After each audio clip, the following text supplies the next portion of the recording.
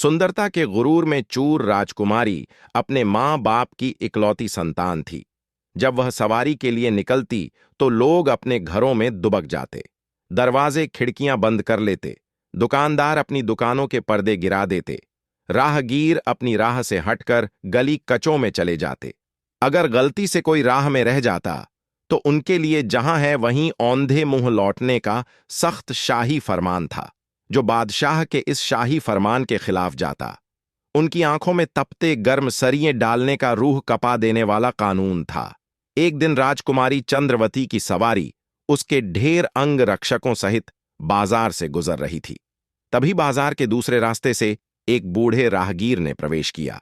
तेजी से आगे बढ़ते शहजादी के काफिले को जब बूढ़े राहगीर ने अपनी तरफ आते देखा तो उसके पास इतना समय भी नहीं था कि वह भागकर कहीं छुप जाए। वो एक गरीब बूढ़ा मछुआरा था जिसके सिर पर मछलियों से भरी टोकरी थी। टोकरी को फेंककर औंधे मुंह जमीन पर लेटता तो उसकी सारी मछलियां मर जातीं। काफिला उसके पास आ पहुंचा। शहजादी के सिपाहियों ने उसे पकड़ लिया। घमंडी शहजादी ने उसको देख अपने सिपाहियों को आदेश दिया, इस दुस्साहसी को कैद कर लिया जाए और शाही फरमान के अनुसार 2 दिन बाद इसकी मलिन आंखों में तपता गर्म सरियां डाला जाए। इतना सुनकर बूढ़ा मछुआरा थर थर कांपने लगा और बोला, राजकुमारी साहिबा, मुझ गरीब मछुआरे की उम्र का लिहाज करते हुए मुझे रहम की भीख दो। पर राजकुमारी पर बूढ़े मछुआरे की बातों का कोई असर नहीं हुआ। उसने कहा, इसकी आंखें फोड़ दो। इतना कहकर वह अपने काफिले के साथ आगे बढ़ गई। बूढ़ा मछुआरा कांपता हुआ माफी की भीख मांगता रह गया। डर के मारे उसके हाथ पैर कांप रहे थे, जिससे उसकी मछलियां बिखर गईं। रोते रोते वह मछलियां उठाने लगा तो शहजादी के सैनिकों ने धमकाते हुए कहा, क्या कर रहा है बदतमीज बूढ़े, तूने रास्ते को खराब कर दिया, तेरे पास इन सब के लिए समय नहीं है। इतने में एक नव युवक आया और बूढ़े की मछलियां इकट्ठी कर उसके टोकरे में डाल दी। सिपाहियों ने गुस्से में उस नौजवान से कहा, चल यहां से अपना रास्ता नाप। नवयुवक लड़का मन ही मन राजकुमारी को सबक सिखाने का निश्चय कर वहां से चला गया। राजकुमारी का गरूर तोड़ने की ठान चुका। नवयुवक जब खोजबीन करने और अंदर घुसने का रास्ता देखने राजकुमारी के महल के पास पहुंचा तो उसने देखा वहां बहुत कड़ा पहरा था। कदम कदम पर शहजादी के सिपाही उसके महल की पहरेदारी कर रहे थे। अच्छी तरह से ताक झांक कर वो सही मौके के इंतजार में वापस लौट गया। शहजादी अपने महल के चारों ओर इतना सख्त पहरा रखती थी, रात को जब वो सोती तो उसके कमरे में भी उसके खास पहरेदार पलंग के चारों ओर खड़े होकर उसकी निगरानी करते। फिर एक दिन शहजादी के दिल में पता नहीं क्या आया कि वह अकेली सोने को तैयार हो गई। इसी मौके की तलाश में नवयुवक बहुत दिनों से था। आधी रात को वो महल के सभी पहरेदार को चकमा देते हुए शहजादी के कमरे में दाखिल हुआ तो उसने देखा शहजादी पूरे इत्मीनान से सो रही थी। पूरे कमरे में एक से बढ़कर एक शाही चीजें रखी हुई थीं। तभी उसकी नजर वहां रखे लाल पत्थर पर गई, जो एक विचित्र हीरा था, जिसकी चमक से पूरे कमरे में रोशनी फैली हुई थी। उसने चुपचाप वो हीरा उठाया और जिस रास्ते आया था उसी रास्ते महल से चला गया। राजकुमारी की जब नींद खुली और कमरे में अंधेरा देखा तो वो घबरा गई। घबराकर राजकुमारी बिस्तर से उठ खड़ी हुई और हाथों से टटोलकर घंटे से बंधी जंजीर तक पहुंची और जंजीर खींच दी। घंटे की जोर जोर की आवाज सुनकर राजकुमारी के नौकर और उसकी दासियां तुरंत उसके पास पहुंची। उधर बादशाह और मल्लिका भी घंटे की आवाज सुनकर उठ गए। महारानी ने राजा से कहा, हाय क्या हो गया, मेरी बच्ची को जल्दी से उसके पास चलो। राजा और रानी जब राजकुमारी के कमरे में पहुंचे तो उन्होंने देखा राजकुमारी के पास नौकर खड़े हुए कह रहे थे, राजकुमारी, हमने किसी को यहां से बाहर निकलते नहीं देखा। राजा के पूछने पर शहजादी ने बताया कि अब्बा जान कमरे में से हीरा कोई चुरा ले गया। राजा ने तुरंत सैनिकों को आदेश दिया कि जल्दी जाओ और देखो, चोर अभी यही होगा। पर नवयुवक तो कब का वहां से जा चुका था। सुबह होते ही राजा ने पूरी सल्तनत में घोषणा करवा दी कि जो भी राजकुमारी के चोरी हुए हीरे को वापस लेकर आएगा या आएगी, उसे मुंह मांगा इनाम दिया जाएगा। नवयुवक को जब बादशाह की घोषणा का पता चला तो वह मन ही मन खुश हुआ। वह अब अपने अगले कदम के लिए तैयार था। राजकुमारी के गुरूर को तोड़ने की नवयुवक की योजना अब उसके हिसाब से जा रही थी।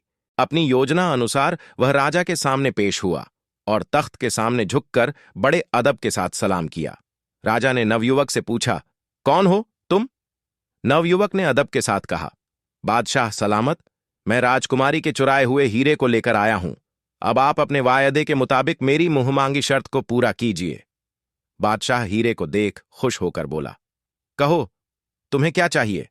नवयुवक ने बोला, बादशाह सलामत, मेरी गुजारिश है कि 3 दिन पहले राजकुमारी के कहने पर कैद किए गए वृद्ध मछुआरे की आंखें फोड़ने की सजा माफ की जाए और उन सिपाहियों की पीठ पर कोड़े लगवाए जाएं जिन्होंने उसे गिरफ्तार किया और मुझे गालियां दी। बादशाह ने हैरान होते हुए पूछा, उस बूढ़े मछुआरे के साथ तुम्हारा क्या रिश्ता है? नवयुवक बोला, हुजूर, मेरा उसके साथ इंसानियत के अलावा कोई रिश्ता नहीं, बस उसकी हालत देखकर मुझे उसके ऊपर रहम आ गया, और वैसे भी उसके देखने भर से राजकुमारी का क्या बिगड़ गया। नवयुवक के मुख से यह बात सुनकर राजा गुस्से से लाल हो उठा। उसने अपने वजीर को आदेश दिया, इस कमबख्त को कारावास में डाल दो और वायदे के मुताबिक उस बूढ़े मछुआरे को रिहा कर दो और उन सैनिकों को 50-50 कोड़े मारे जाएं। नवयुवक ने बादशाह का हुक्म सुन राजा से कहा, महाराज, आप मुझे कारावास की सजा क्यों दे रहे हो? तब बादशाह बोला, एक तो तुमने शहजादी के लाल हीरे को चुराया और ऊपर से शहजादी का अपमान किया है। नवयुवक ने बड़े अदब के साथ कहा, महाराज, हीरा मैंने बूढ़े मछुआरे को सजा से बचाने के लिए चुराया था। आप ये ठीक नहीं कर रहे हैं। अगर आपने ऐसा किया तो मैं आपकी जेल से भाग जाऊंगा और आपका ताज चुरा लूंगा। राजा बोला, बेवकूफ लड़के, तू मेरे ताज के आसपास भी नहीं फटक सकता। राजा ने सिपाहियों को उसे जेल ले जाने का इशारा किया। इशारा मिलते ही तुरंत सिपाही नवयुवक को पकड़कर कैद खाने ले गए और जेल में बंद कर दिया। नवयुवक जेल में बैठा खुश हो रहा था, क्योंकि जैसा वह चाहता था अब तक बिल्कुल वैसा ही हो रहा था। वो अब अपने अगले कदम के लिए पूरी तरह तैयार था। राजा राजकुमारी के पास गया और हीरा देते हुए उसे सारी दास्तान सुनाई।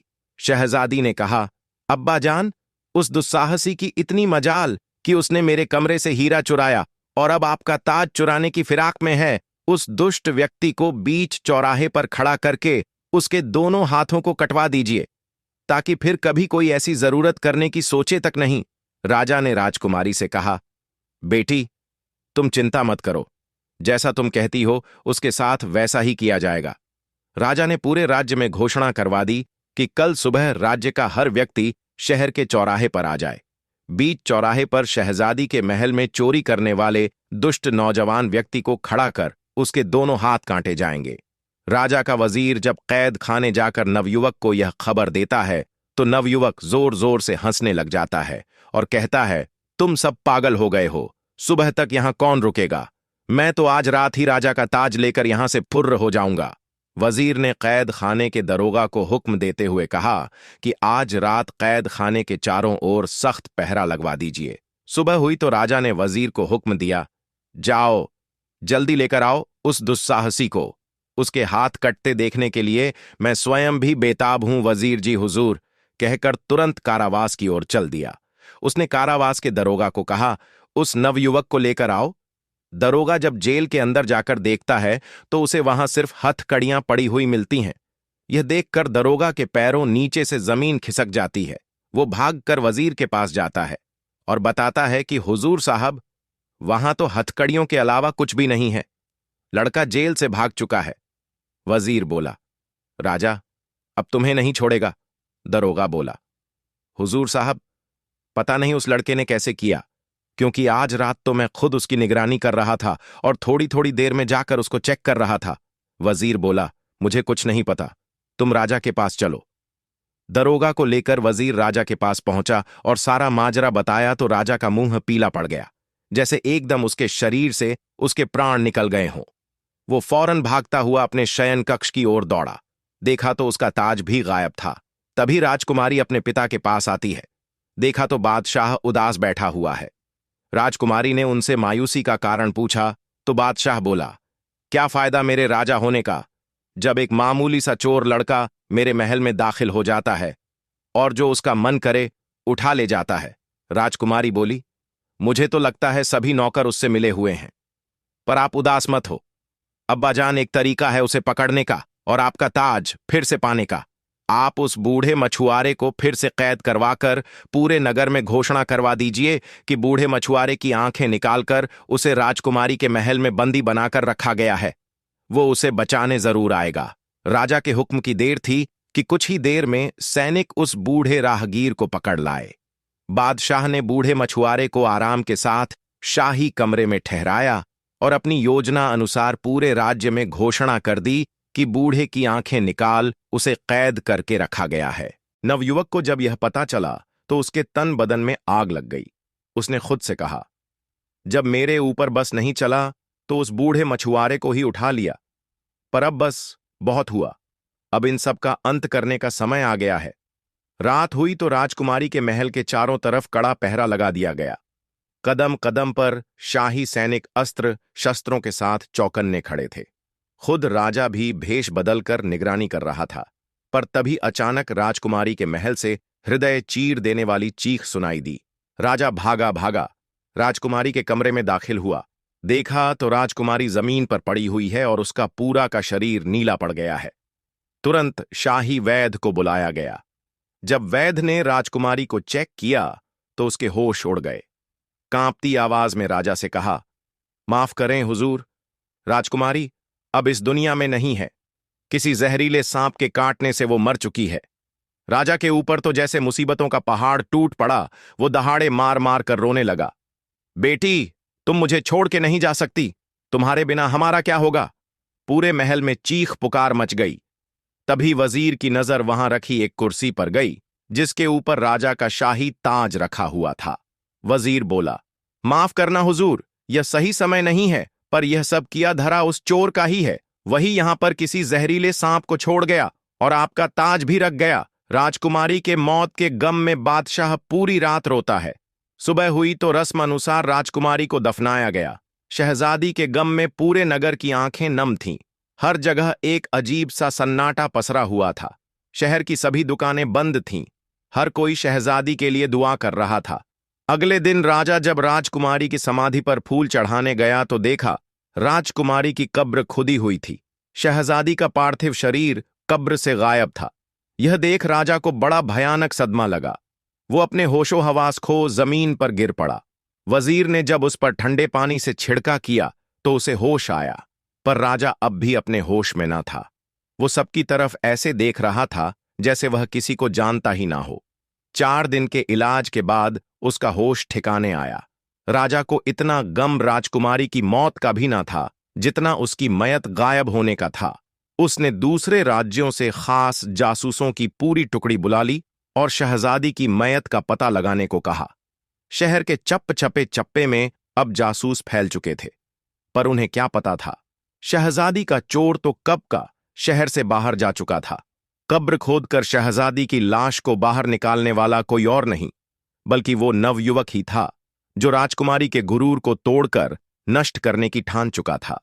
राजकुमारी की लाश को अपने घोड़े पर लिए वो बहुत तेजी से आगे बढ़ रहा था। चलते चलते वह हूबा शहर के बाहर पहुंच गया। शहजादी की लाश को झाड़ियों में छुपा वो एक संदूक ले आया। संदूक में शहजादी को लिटा शहर के अंदर गया और उसने एक सराय का कमरा किराए पर लिया। जब रात हुई और सब सो गए तो नवयुवक ने संदूक को खोला और कुछ मंत्र बोलकर एक सांप बन गया। सांप बने नवयुवक ने राजकुमारी के कांटे हुए स्थान से सारा जहर चूस लिया और फिर से अपने असली रूप में आ गया। कुछ ही समय बाद आह भरती हुई राजकुमारी उठकर बैठ गई। उसने पानी मांगा। तब नवयुवक ने उसे पानी पिलाया। पानी पीकर शहजादी के होश कुछ ठिकाने आए तो वह बोली, मैं कहाँ हूं और तुम कौन हो? मैंने अभी अभी एक बहुत भयानक सपना देखा कि एक सांप के काटने से मेरी मृत्यु हो जाती है, मुझे दफना दिया जाता है। फिर तुम आकर मुझे कब्र से निकालकर एक घोड़े पर यहां ले आए, पर वो सपना एक सपना ना होकर हकीकत था। तुम मुझे यहां क्यों लेकर आए? तुम्हारा मकसद क्या है? और इतने सारे सिपाहियों के होते हुए तुम महल में घुसकर चोरी कैसे करते हो? बौखलाई। राजकुमारी ने एक साथ सवालों की बौछार कर दी। तब नवयुवक बोला, सुनो राजकुमारी, अगर तुम जानना ही चाहती हो तो सुनो। मेरा नाम सादिक है। मेरे अब्बा जान बहुत बड़े जादूगर थे, जिन्होंने मुझे अपनी विद्या से सांप का रूप बदलने की विधि सिखाई है। मैं तुम्हारे महल में सांप के रूप में अंदर जाता था, जिस सांप के काटने से तुम्हारी मृत्यु हुई थी, वो भी कोई और नहीं बल्कि मैं ही था। मैं जानता था, सांप के कांटे हुए मनुष्य का अगर 3 दिन के अंदर जहर चूस कर निकाल दिया जाए तो वह फिर से जिंदा हो जाता है। यह सब मैंने तुम्हें सबक सिखाने के लिए और तुम्हारे खोखले गुरूर को नष्ट करने के लिए किया, और अब तुम सदा के लिए मेरी दासी बनकर मेरे साथ रहोगी। यही तुम्हारी सजा है। शहजादी सब कुछ सुन एकदम सन्न रह गई। उसे कुछ ना सूझा।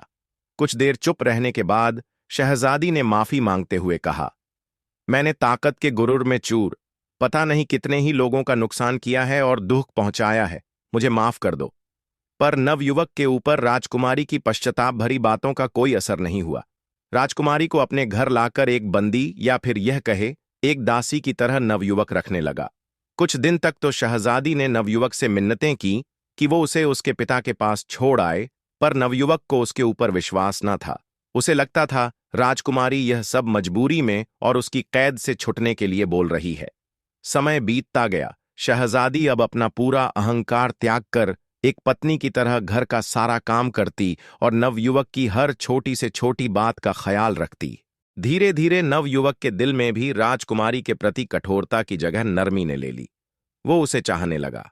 फिर सोचा, मैं कहाँ, एक छोटे से जादूगर का लड़का और वह महल की राजकुमारी। फिर एक दिन ऐसा आया जब नवयुवक ने राजकुमारी को परखने के लिए घर पर अकेला छोड़ दिया और भागने का पूरा मौका दिया, और सोचा रात को जब लौटूंगा तब राजकुमारी मुझे मिल गई तो उसके सामने अपने दिल की बात कह दूंगा। रात तक का समय नवयुवक ने बड़ी मुश्किल से काटा। रात हुई तो वो धड़कते दिल के साथ घर की ओर चल दिया। उसके मन में ढेरों विचार एक साथ चल रहे थे। नवयुवक जब रात में घर आया तो उसने देखा राजकुमारी कहीं नहीं गई, बल्कि रोजमर्रा की तरह अपने कामों में लगी हुई थी। ये देख वो पहले तो बड़ा खुश हुआ, लेकिन पूरा दिन सोचने समझने और विचार करने के बाद उसने फैसला लिया कि शहजादी के साथ उसका कोई भविष्य नहीं है। उन दोनों के बीच प्रतिष्ठा और रुतबे की बहुत बड़ी दीवार है। उसने सोचा वो उसे सही सलामत राजा के पास ही छोड़ आएगा। सुबह हुई तो राजकुमारी को लेकर वो राजा के पास गया। जब राजा ने अपनी बेटी को सही सलामत देखा तो उसकी आंखों से खुशी की अश्रुधारा बह निकली। उसने राजकुमारी को गले लगा लिया और ढेरों सवाल एक साथ दाग दिए। तब नवयुवक ने राजा से माफी मांगते हुए सारा किस्सा कह सुनाया। सब सुनकर राजा ने अपने वजीर को हुक्म दिया कि इसे अभी फांसी के तख्ते पर चढ़ा दो। पर राजकुमारी ने अपने पिता से कहा, नहीं अब्बाजान, इसने मेरा अहंकार नष्ट करने के लिए यह सब किया। अब मैं इसे दिल से अपना पति मान चुकी हूं। अगर इसे कुछ हुआ तो मैं भी अपने प्राण त्याग दूंगी। बेटी के मोह में मजबूर राजा ने दोनों की शादी करवा दी। अब पहले जैसा कोई कानून नहीं रहा। प्रजा भी अब खुशी से रहने लगी। इधर राजकुमारी और नवयुवक भी एक दूसरे के साथ खुश थे। निष्कर्ष, सच्ची शक्ति और महानता केवल बाहरी ताकत, राज या सामर्थ्य में नहीं, बल्कि आत्म साक्षात्कार, विनम्रता और अपने भीतर की अच्छाई को पहचानने में है। राजकुमारी, जो अपनी शक्ति और सौंदर्य के गुरूर में चूर थी, अपनी गलतियों और असलियत को स्वीकारने के बाद खुद को बदलने का प्रयास करती है। नवयुवक, जो पहले केवल प्रतिशोध और सजा के विचार से प्रेरित था, धीरे धीरे अपनी कठोरता और गुस्से से बाहर निकलता है और उसे माफ करके एक नया दृष्टिकोण अपनाता है। यह कहानी यह भी सिखाती है कि सच्ची सजा किसी को शारीरिक रूप से दंडित करने में नहीं है, बल्कि उसे मानसिक और आत्मिक रूप से आत्मसुधार की दिशा में मार्गदर्शन करने में है। नवयुवक का कदम शहजादी को सजा देने की बजाय उसे एक मौका देना यह दिखाता है कि जब किसी व्यक्ति को आत्मग्लानि और पश्चाताप का एहसास होता है तो उसकी सुधार की प्रक्रिया शुरू होती है। इंसानियत की सबसे बड़ी शक्ति सच्चाई को पहचानने, उसे स्वीकार करने और दूसरों के लिए अपना दृष्टिकोण बदलने में है। दोस्तों, अगर कहानी अच्छी लगे तो लाइक जरूर करना और हमारे चैनल को सब्सक्राइब कर ले ताकि ऐसी ही नई कहानियां आप तक पहुंचती रहे। धन्यवाद।